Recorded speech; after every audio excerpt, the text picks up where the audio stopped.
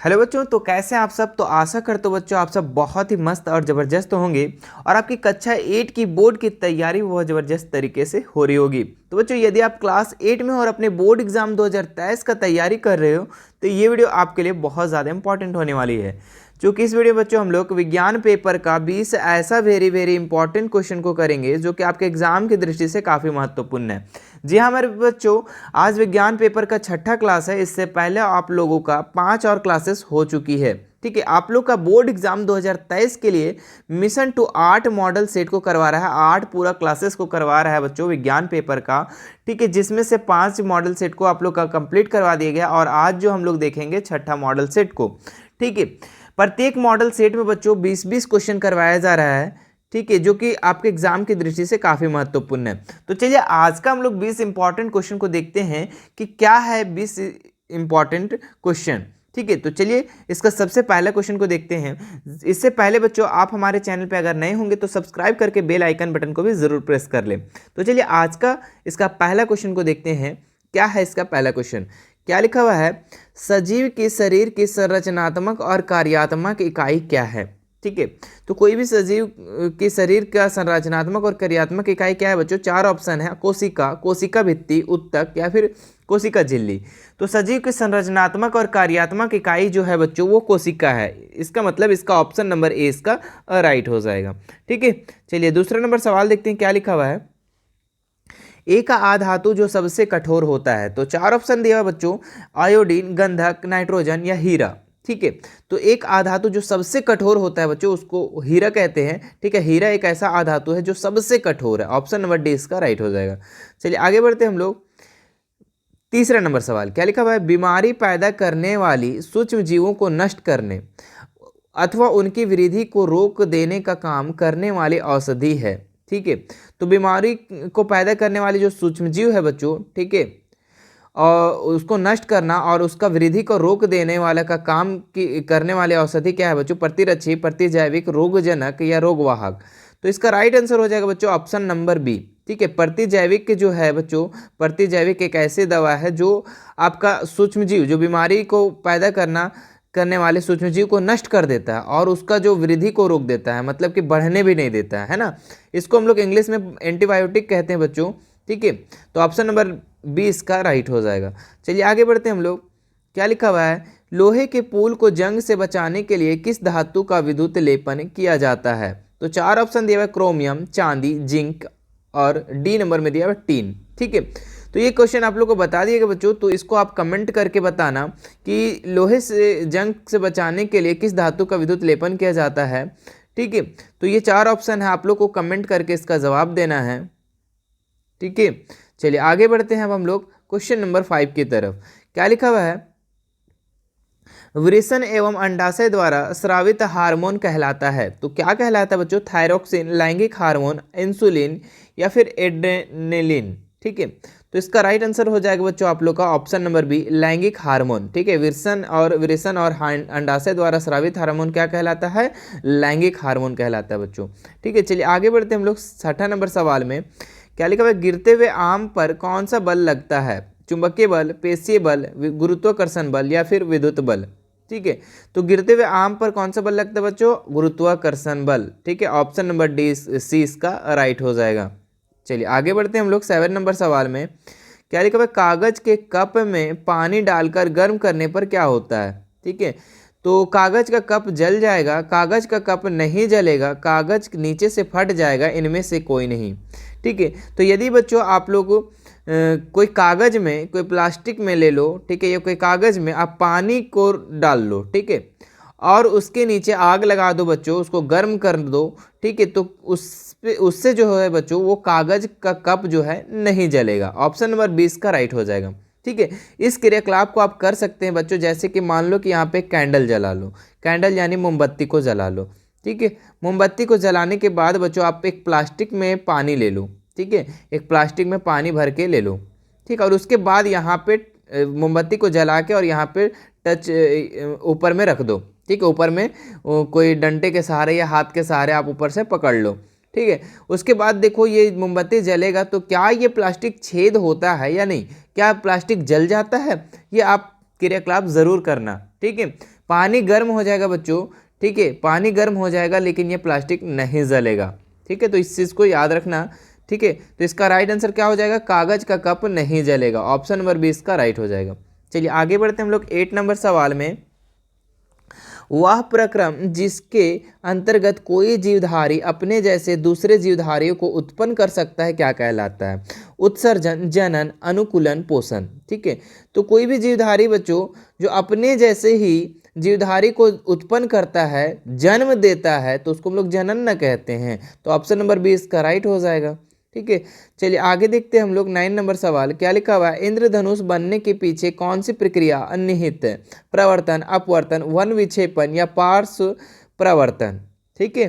तो 9 नंबर का जो आंसर हो जाएगा बच्चों सी नंबर, वन विक्षेपण, ठीक है। इंद्रधनुष बनने के पीछे कौन सा प्रक्रिया निहित है, तो वन विक्षेपण, याद रखना मेरे बच्चों, ठीक है। चलिए आगे बढ़ते हैं। रबी फसल का उदाहरण है, क्या उदाहरण है, धान, मकई, गेहूं, सोयाबीन।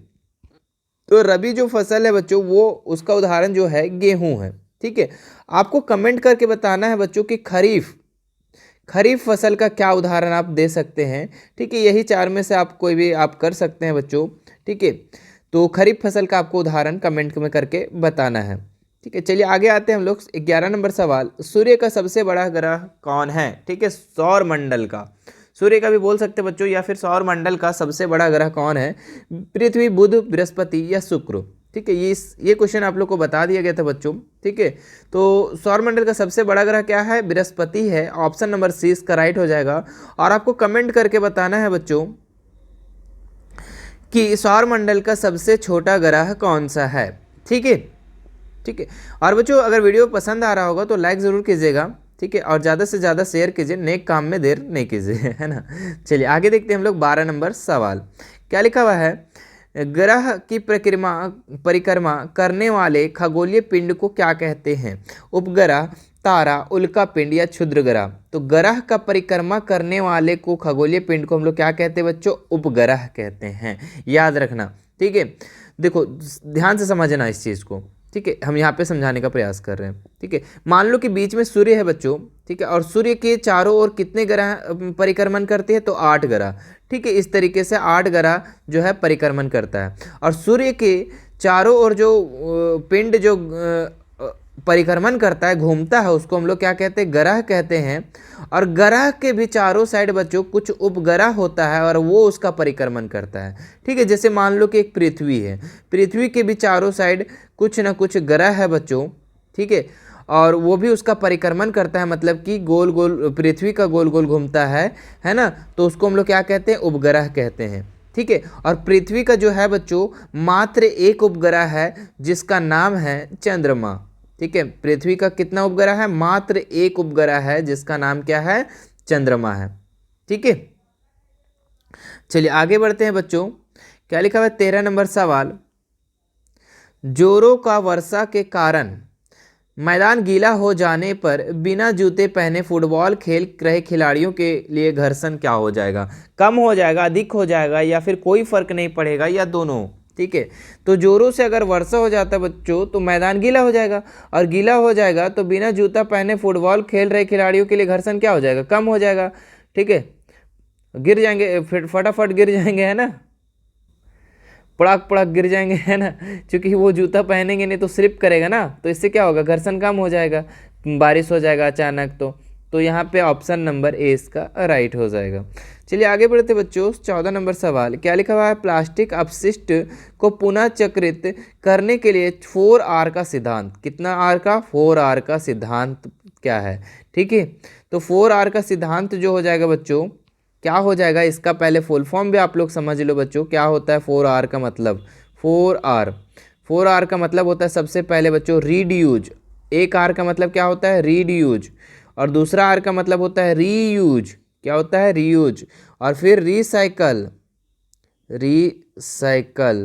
और एक और R का मतलब, अभी 3 R हुआ, एक और का मतलब होता है बच्चों रिकवर, क्या होता है, रिकवर, ठीक है। तो ये 4R का मतलब होता है बच्चों कि कोई भी वस्तु को, कोई भी प्लास्टिक को रिड्यूज करो, कम करो, रीयूज करो, बार बार उसका यूज करो, और रिसाइकल करो यानी कि उस चीज़ से फिर से बनाओ उस प्लास्टिक को, और रिकवर करो। ठीक है, तो यहाँ पे देख लो कौन सा ऑप्शन राइट होगा। उपयोग कम करना, हाँ बिल्कुल, रिड्यूस करना बोल रहा है, ये सही है। पुनः उपयोग करना, रीयूज, ये भी सही है। पुनः चक्रित करना, रिसाइकल, ये भी सही है। पुनः प्राप्त करना, ये भी सही है। ठीक है, तो ऑप्शन नंबर ए इसका राइट हो जाएगा बच्चों। ठीक है, क्योंकि चारों आर यही का सिद्धांत यही कहता है। ठीक है, कि उपयोग कम करो, पुनः उपयोग करो, पुनः चक्रित करो और पुनः प्राप्त करो प्लास्टिक को, है ना। चलिए, ए नंबर इसका राइट हो गया। 15 नंबर सवाल देखते हैं मेरे बच्चों, क्या लिखा हुआ है। टीन के 2 डिब्बे और डोरी से बने खिलौना टेलीफोन जब 2 व्यक्ति बोलने सुनने की क्रिया करते हैं तब एक दूसरे की बात सुनाई देती है, इसमें ध्वनि का संचरण होता है। ठीक है, तो यहाँ पे बोल रहा है बच्चों कि 2 टीन के डब्बा, ठीक है, डोरी से बने खिलौने का टेलीफोन के बना लेते हैं और 2 व्यक्ति सुनने और बोलने और सुनने की क्रिया करते, तब एक दूसरे के कैसे सुनाई दे, इसका माध्यम क्या है। ठीक है, तो वायु के माध्यम से, डोरी के माध्यम से, पानी के माध्यम से, डिब्बे के माध्यम से। ठीक है, तो मान लो बच्चों कि एक इंसान यहाँ पे खड़ा है और एक इंसान यहाँ पे खड़ा है। ठीक है, और यहाँ पे जो हम लोग खेलते हैं ना, वो डिस्पोजल वाला डिब्बा, माचिस के डिब्बा से भी आप कर सकते हैं या फिर डिस्पोजल के माध्यम से। ठीक है, गिलास वाला, और यहाँ पे भी ये इस तरीके से गिलास को पकड़ लिया है। ठीक है, और यहाँ पे एक धागा लगा दिया है। ठीक है, और यहाँ से ये धीरे धीरे फुस फुस करके बोल रहा है और ये कान में अपना सुन रहा है। ठीक है, तो ये एक जगह से दूसरी जगह जो ध्वनि गया बच्चों, ये किस से गया, कौन से माध्यम से गया, तो डोरी, बीच में जो डोरी गया है इसी डोरी के माध्यम से गया है। तो ऑप्शन नंबर 20 का राइट हो जाएगा। ठीक है, चलिए आगे बढ़ते हैं हम लोग। 16 नंबर सवाल मेरे बच्चों, क्या लिखा है, निम्नलिखित में कौन सा कथन सही नहीं है, मतलब कि गलत कौन सा है ना। समान विद्युत आवेश एक दूसरे को प्रतिकर्षित करते हैं। ठीक है, ये सही कह रहा है।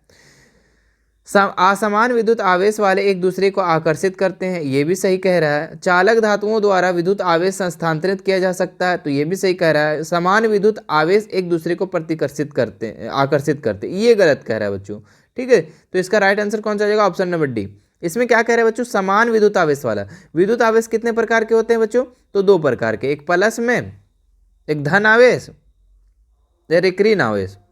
तो एक प्लस में होता है और एक माइनस में होता है। तो बोल रहा समान विद्युत आवेश वाले, जैसे कि मान लो कि एक माइनस और माइनस है और दोनों को आकर्षित करेगा, खींचेगा, नहीं, ये गलत कह रहा है। मान लो कि प्लस है और दूसरा भी आवेश प्लस है, तो ये क्या आकर्षित करेगा एक दूसरे को, नहीं, ये प्रतिकर्षित करता है बच्चों। समान विद्युत आवेश वाले एक दूसरे को क्या करते हैं, प्रतिकर्षित करते हैं, भगाते हैं, आकर्षित नहीं करते हैं।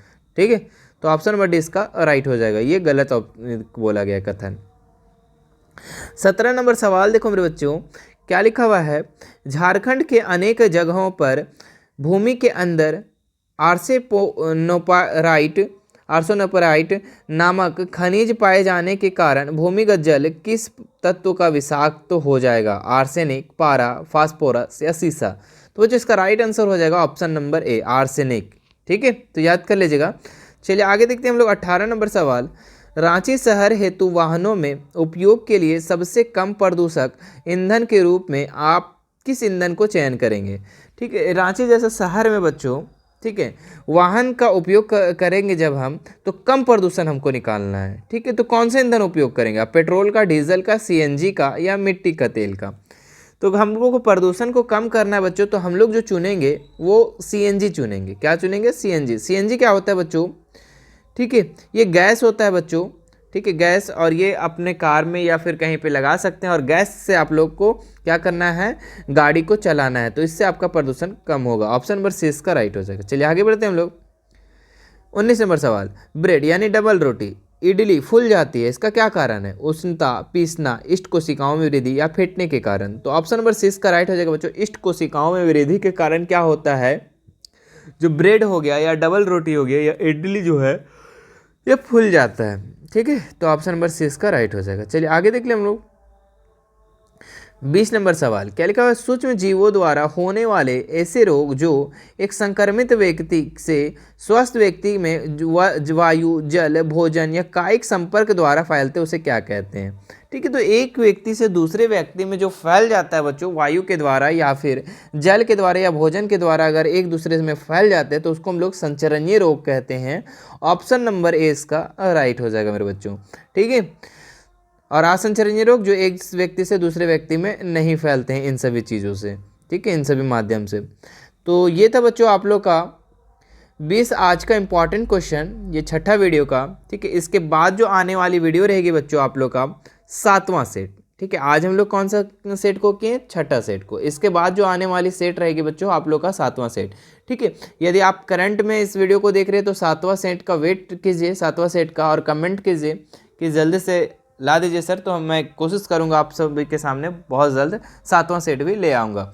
ठीक है, और वीडियो को अगर आप बाद में देख रहे हैं बच्चों तो आप लोग का सभी वीडियो आप लोग का अपलोड हो चुका होगा उस टाइम।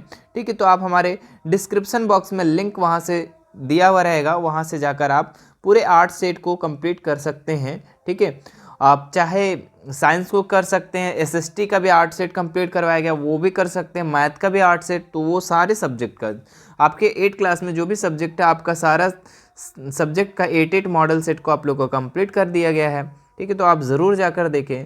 अगर वीडियो नहीं मिल पाती है बच्चों तो हमारे इंस्टाग्राम से आप जुड़ जाएं। ठीक है, वहाँ पे आप हमें बेझिझक मैसेज करें। ठीक है, मैं वहाँ पे आप लोगों को लिंक को प्रोवाइड करवा दूँगा।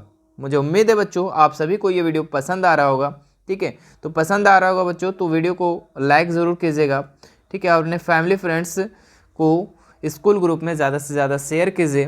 ठीक है, थोड़ा सपोर्ट कीजिए मेरे बच्चों। ठीक है, मिलते हैं नेक्स्ट वीडियो में मेरे बच्चों, धन्यवाद।